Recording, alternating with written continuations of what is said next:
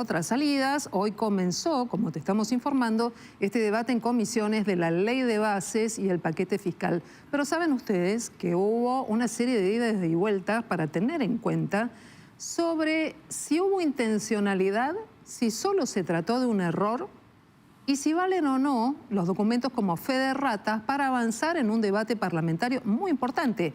Estas dos alternativas legales que ya cuentan con media sanción de diputados. Queremos profundizar en este tema y por eso saludamos a el abogado constitucionalista, el doctor Félix Lonigro. Hola, doctor, buenas noches.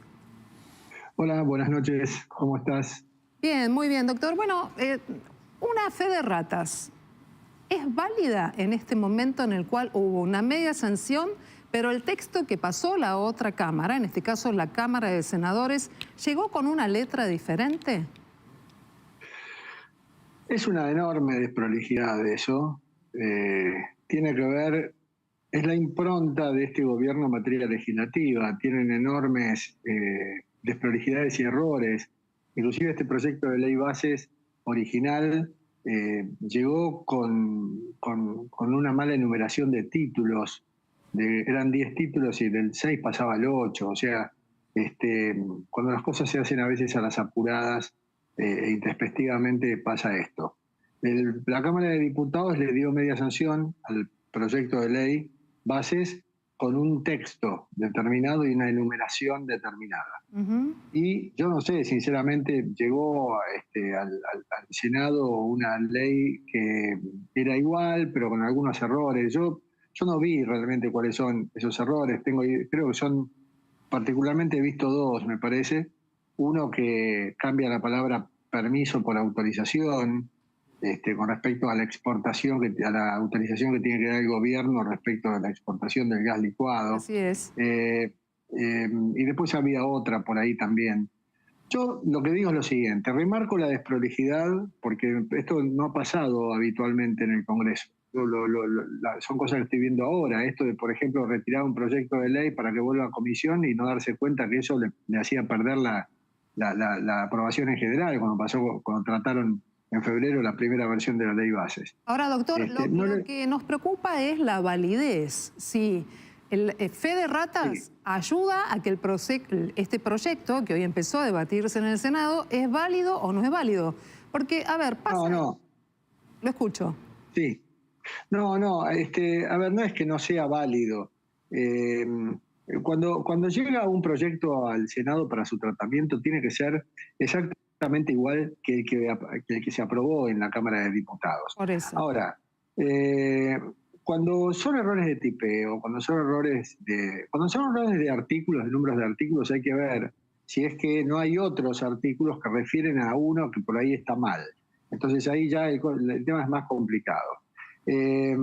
Si lo que cambia es el espíritu del proyecto, si lo que cambia son los medios para llegar al objetivo que el proyecto tiene, entonces ya estamos hablando de otro proyecto, con lo cual sería nulo realmente. Ahora, en este caso son errores. Los errores se han salvado con una fe de ratas. Como esto es insólito, y yo nunca lo vi, y no está contemplado en el reglamento, no puedo decir que es válido o no es válido. Un poco tiene que ver también con la voluntad que tenga el Senado de decir, bueno, acá está la fe de ratas, y de qué modo se hizo esa fe de ratas.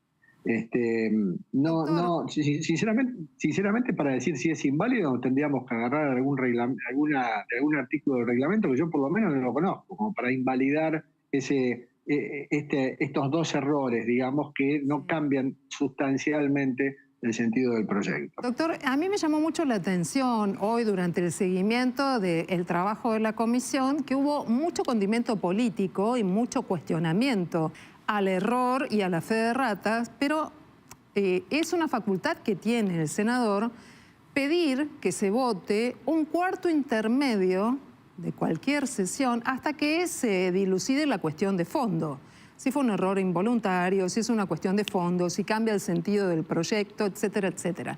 Hubo mucha línea política, mucho discurso hecho, pero nadie pidió que se vote este tema. Y hasta el momento tampoco nadie recurrió a la justicia. ¿Cómo ve usted estas dos alternativas? Bueno, yo soy de los que cree que esta es una cuestión que se tiene que resolver puertas adentro del Congreso.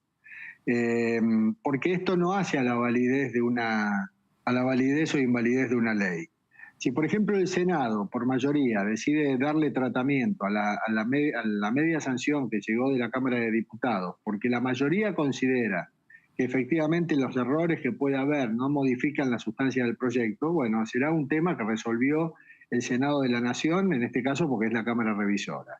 Ajá. Si esto eventualmente se convierte en ley y después alguien impugna judicialmente esta ley por este tema de trámite, va a llegar a la justicia va a declarar que no corresponde, que es un tema que tiene que ver con el Congreso, porque todo lo que tiene que ver con el proceso legislativo es una cuestión política no judiciable, salvo que se violente el proceso mismo de formación de la ley, por ejemplo, el tema de la Cámara de Origen, por ejemplo, de los temas del quórum. Entonces, bueno, ahí sí, pero cuando se trata de un error de este tipo, que la Cámara Revisora por mayoría decide obviarlo y por considerar que no es grave, una intervención judicial después me parece que termina en un rechazo, por considerar que este es un tema que no merece ser tratado a nivel judicial. No, doctor, yo hago este planteo porque escuché muchos discursos esta tarde, pero ninguno pidió justamente un cuarto intermedio, discutir la cuestión y definir una posición cerrada que incluso evite algún tipo de proceso judicial. Esto no lo vi.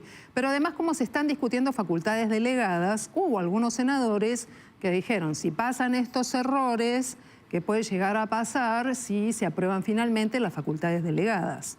¿Es solo una intencionalidad política o puede haber alguna otra cosa delicada para observar? No, siempre hay intencionalidad política detrás de estas cosas, pero sí, es cierto el temor que hay. Uno le delega facultades, el Congreso le delega facultades legislativas al presidente y el presidente luego las ejerce a través de decretos que a veces no sabe. Recordemos lo que pasó con el tema del decreto que aumentaba los sueldos del Poder Ejecutivo, que luego el presidente terminó diciendo no sabía lo que había firmado y demás.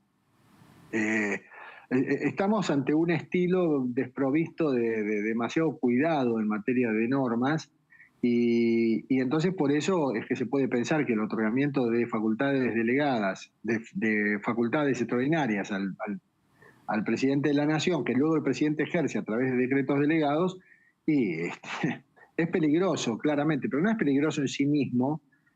O sea, no solo es peligroso en sí mismo porque ya es peligroso que el Congreso le delegue sus potestades al presidente de la Nación, aunque constitucionalmente y en forma desgraciada está autorizado, sino por la impronta del presidente de ejercer esas facultades luego con descuido de este tipo, de esta naturaleza. Pero eso es el Congreso el que tiene que verificarlo. Si es el Congreso el que vota la delegación legislativa, doctor, bueno, se tendrá que hacer cargo después. ¿Usted fuera senador, le concedería esas atribuciones al presidente? No, yo no concedería nunca facultades extraordinarias. Eso lo vengo sosteniendo hace 40 años de docencia. Bien. Jamás concedería facultades extraordinarias, no me gustan, me parecen perversas desde el punto de vista republicano y se los critiqué antes, lo voy a seguir criticando siempre. Nos resultó muy llamativa una declaración de Alberto Fernández, el expresidente, quien dijo que aquellos senadores, aquellos legisladores que en definitiva conviertan en ley el proyecto Bases y el paquete fiscal podrían llegar a ser denunciados penalmente. ¿Cómo puede ocurrir esto?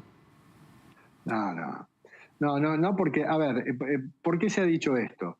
La Constitución Nacional tiene respecto de este tema dos artículos. Uno de 1853, que establece una prohibición clara, rotunda y absoluta de que el Congreso de la Nación le pueda delegar al presidente sus facultades, que el Congreso le pueda delegar sus facultades al presidente, porque para el presidente las facultades del Congreso son facultades extraordinarias.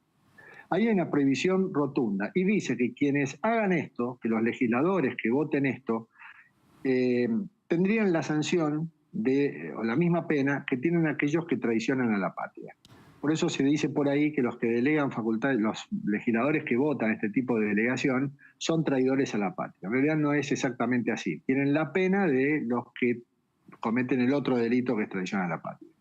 Pero después, 140 años más adelante, apareció la reforma del 94, en el artículo 76, que de algún modo, bueno, aliviana lo que dice el artículo 29, porque dice no se admite delegación legislativa en el presidente. Perfecto. Salvo, después del salvo hay 2 puntos, y después de los 2 puntos viene, bueno, si son materias de administración, si es por tiempo determinado. Entonces lo que termina pasando hoy es que la Constitución en ese sentido tiene una norma rotunda en contra de la delegación legislativa y otra posterior que la autoriza.